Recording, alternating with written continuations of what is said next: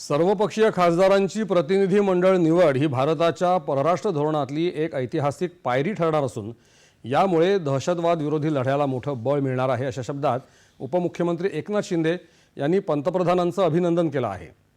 यामुळे जगासमोर भारताची एकजूट दिसेल असंही एकनाथ शिंदे यांनी म्हटलं आहे। पाकिस्ताननं अखेर ऑपरेशन सिंदूर अंतर्गत भारतानं केलेल्या कारवाईची कबुली दिली आहे। पाकिस्तानचे पंतप्रधान शहबाज शरीफ यांनी स्वतः एका कार्यक्रमात ही कबुली दिली। भारताच्या क्षेपणास्त्र हल्ल्यांमुळे 10 मे रोजी नूर खान हवाई तळासह इतर ठिकाणं उद्ध्वस्त झाल्याचं शरीफ यांनी मान्य केलं आहे। भारताच्या लष्करी कारवाईत विशेष नुकसान झालं नसल्याचा पवित्रा पाकिस्ताननं आधी घेतला होता। काल मात्र शरीफ यांनी भारताच्या हल्ल्यांमुळे झालेल्या नुकसानाची कबुली दिली।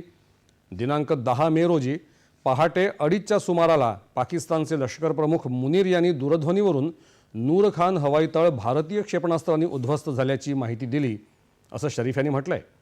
शरीफ यांनी पाकिस्तानी हवाई दलानं वापरलेल्या स्थानिक तंत्रज्ञानाचा आणि चीनच्या जेट्सच्या वापराचाही उल्लेख आपल्या भाषणात केला आहे।